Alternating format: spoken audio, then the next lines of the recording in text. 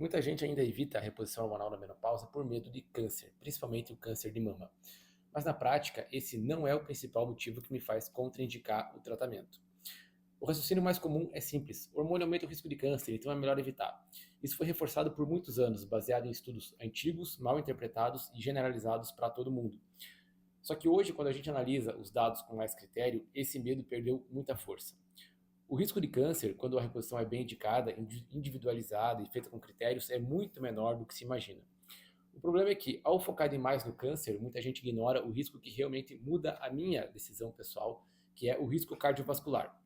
Porque o estradiol não atua isoladamente. Ele entra num organismo que já pode estar inflamado, metabolicamente desorganizado e com doença vascular em andamento.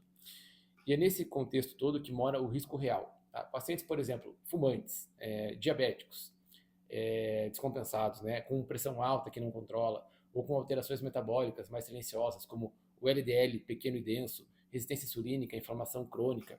Né, muitas vezes já tem placas de ateroma formadas, inclusive nas carótidas, por exemplo, mesmo sem sintoma nenhum. Essas placas não são estruturas estáveis, elas podem se tornar vulneráveis e instáveis. E quando você introduz o estradiol nesse cenário, o estradiol é um hormônio bom, mas quando você introduz ele nesse contexto, a dinâmica vascular e a coagulação, a resposta inflamatória, pode ser afetada. Pacientes fumantes, diabéticos descompensados, com pressão alta que não controla, ou com alterações metabólicas mais silenciosas, por exemplo, como LDL pequeno e denso, resistência insulínica, inflamação crônica, muitas vezes já tem placas de ateroma formadas, inclusive nas artérias carótidas, mesmo sem sintoma nenhum. Essas placas não são estruturas estáveis, elas podem se tornar vulneráveis. E quando você introduz o estradiol, que é um hormônio bom, nesse cenário, você pode alterar a dinâmica vascular, a coagulação e a resposta inflamatória. Em alguns casos, isso pode favorecer a desestabilização dessas placas. E o resultado não é teórico, ele é um aumento real de risco de AVC e infarto na prática.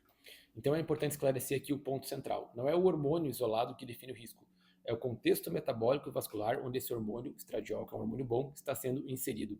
Esse é o erro mais comum na abordagem. Então, avaliar apenas os sintomas de menopausa e prescrever hormônio, ou, por outro lado, negar o tratamento baseado apenas no medo de câncer, ambos ignoram o que realmente importa, o terreno biológico da paciente.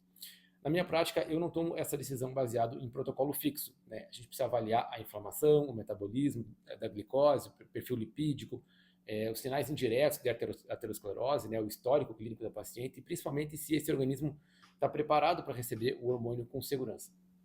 Em muitos casos, antes de pensar em reposição hormonal, o correto é estabilizar esse terreno, reduzir a inflamação, melhorar a sensibilidade à insulina, ao açúcar, né? Ajustar o estilo de vida, exercício e tratar os fatores de risco. Depois disso, o cenário muda completamente. A reposição hormonal pode ser uma excelente ferramenta, mesmo para essas pacientes, depois que você estabiliza todo o quadro dela. Mas no contexto errado, deixa de ser uma solução e passa a ser risco aumentado. E é por isso que normalizar exame não é o nosso objetivo. O objetivo é fazer o organismo funcionar melhor como um todo.